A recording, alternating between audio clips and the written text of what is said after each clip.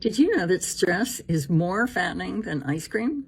Hey everyone, welcome and welcome back to the channel. Please don't forget to subscribe. So today's conversation is about gaining weight due to stress.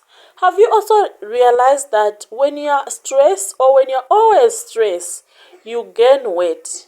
Yes, it's true. So kindly listen to the following videos and I'll be back to share my own thoughts. Please don't go away. Stress makes you gain weight. Did you know that? When we are stressed, the body releases a hormone called cortisol. This is a stress hormone. And cortisol leads to weight gain, specifically around the waistline. Cortisol also breaks down muscle, which reduces your metabolism and leads to further weight. So I don't know who needs to hear this, but if you're constantly stressed and you're trying to lose weight, that combination is a recipe for disaster. My name is Lee Moore. I'm a registered dietitian nutritionist, and I'm going to tell you the exact reason why being stressed actually causes you to gain weight. So cortisol is your stress hormone. When you're in a high state of stress, cortisol level is increased. Now, cortisol actually stimulates gluconeogenesis. This means that your body is looking for carbs. Quick sources of carbs are sweets, breads, pastas, and then you have complex carbs, which are more slow digesting, like sweet potato, black beans, brown rice. But of course, when you're stressed, you're craving the quickest source of energy, which comes from sweets. So hello, sugar cravings. Now, high levels of cortisol are actually seen in prolonged starvation. So when you're in a state of high stress, your body thinks it's starving. When your body thinks it's starving, it's going to be looking for food. If you're constantly eating when you're stressed, you get the picture. The reason your perimenopausal and menopausal symptoms are lasting way longer than they should is because you're chronically stressed, and let me explain how that affects all of this. The majority of sex hormones that we use as women is usually going to be made in the ovaries. But as we get towards the end of being able to make babies or towards menopause, those hormones are going to start to decline. And naturally, our body has a backup system. It's going to tell our adrenal glands to make those hormones, right? But what happens is if you're chronically stressed, then your adrenal glands is focusing more on producing cortisol and all the stress hormones, and is not able to produce the other hormones such as estrogen, progesterone, testosterone from the adrenal glands to cover the decline in estrogen, progesterone, and testosterone from the ovaries. And so that is why for a lot of people, their symptoms are really, really severe when usually it shouldn't be, because as your hormones start to go down from your ovaries, your adrenal glands should be the backup system if they're functioning properly and should give you the estrogen, progesterone, and testosterone that you need to be able to cruise through the perimenopausal and menopausal stage. And that's why one of the keys to learning how to lose weight if you're in the perimenopausal or menopausal state is learning how to bring your cortisol or your stress levels down. And this is one of the first things that I teach my clients who join my weight loss program to ensure that they actually have success. Cortisol doesn't just make you feel stressed. It also makes your body hold on to fat, especially around your waist. Cortisol triggers your body's fight or flight response, and it stores fat for your energy to make it through your day. Even if you're eating right and working out, cortisol can still cause you to maintain belly fat. Chronic stress can also lead to inflammation.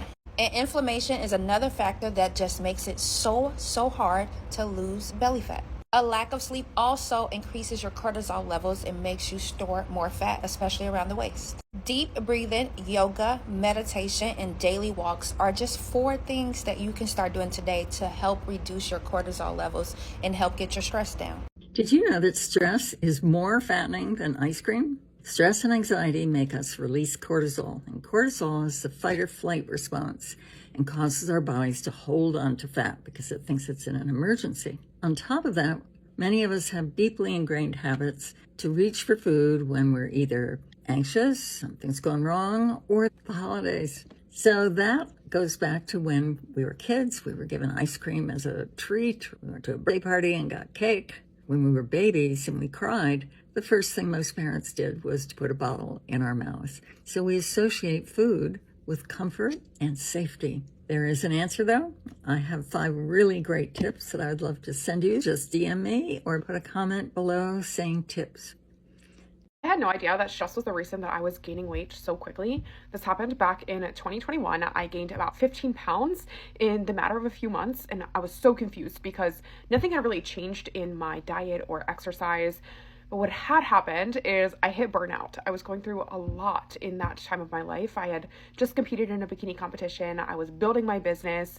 I was stuck in a relationship. I had just moved out of my hometown across to the country, and my body literally just stopped responding. So I ended up going and getting my blood work done and realizing that my cortisol was extremely high. Cortisol is your body's stress hormone, and what it does is it affects all of your other hormones. So it slows your thyroid, which slows down your metabolism, which makes you gain weight.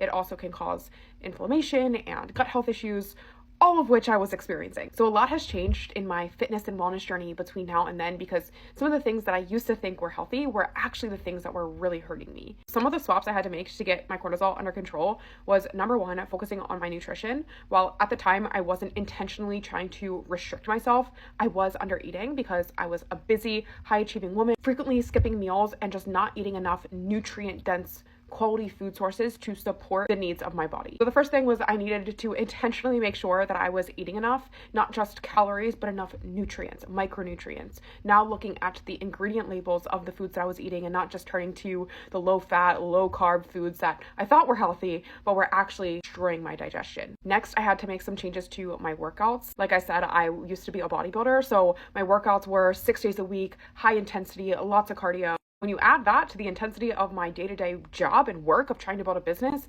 it was a lot of stress on my body, which is why I constantly felt tired, fatigued, sore. So one of the biggest changes was decreasing the intensity of my training sessions, also making sure I'm taking at least 2 rest days per week. Next one was a big one, and that was focusing on my sleep quality. As an entrepreneur and business owner, I always felt like there was more that I could do, more that I could get done. I would stay up later, wake up earlier. And the thing that I didn't know at the time is that your cortisol works with your circadian rhythm. So when your circadian rhythm's off because your sleep's off, your cortisol is going to be off. So 7 to 8 hours is definitely a non-negotiable for me these days. And the last change that I made was just starting to prioritize doing inner work, where I learned how to set boundaries, stop being a people pleaser, stop being a perfectionist, stop attaching my worth to my productivity. So many women don't realize that when your nervous system is in a dysregulated state because you're chronically stressed, anxious, go, stuck in scarcity, that your nervous system is going to shut off all other functions like digestion, like metabolism, like fat loss, because it's simply not a priority. You start prioritizing nervous system regulation by doing the inner work and the mindset work, your body becomes so much more balanced. And a balanced body is a healthy body. And a healthy body is a lean, toned, fit body. If you are someone who feels like you are gaining weight, even though you feel like you're doing everything right and you are generally healthy, let me ask you, what are your stress levels like? Because that was the biggest difference maker for me. Stress is going to make you gain even more weight after menopause because your ovaries are no longer making estrogen. They pass that job off to your adrenals, and your adrenals make cortisol, which is your stress hormone. If your adrenal glands are so busy, so overworked for making cortisol because you're such a stress bomb, they're not going to have any bandwidth to make estrogen, and when you don't have estrogen, you gain weight. Well, stress can lead to weight gain due to several factors, including increased cortisol levels, emotional eating, slow metabolism, and poor sleep. When stressed, our bodies release cortisol, which boosts hunger and cravings for unhealthy food. This can result into overeating and weight gain. Chronic stress also disrupts metabolism and sleep patterns, making it even harder to lose weight. To combat this stress-induced weight gain, try stress-reducing techniques like meditation or yoga, regular exercise, healthy eating, insufficient sleep, and seeking support from loved ones or a healthcare profession.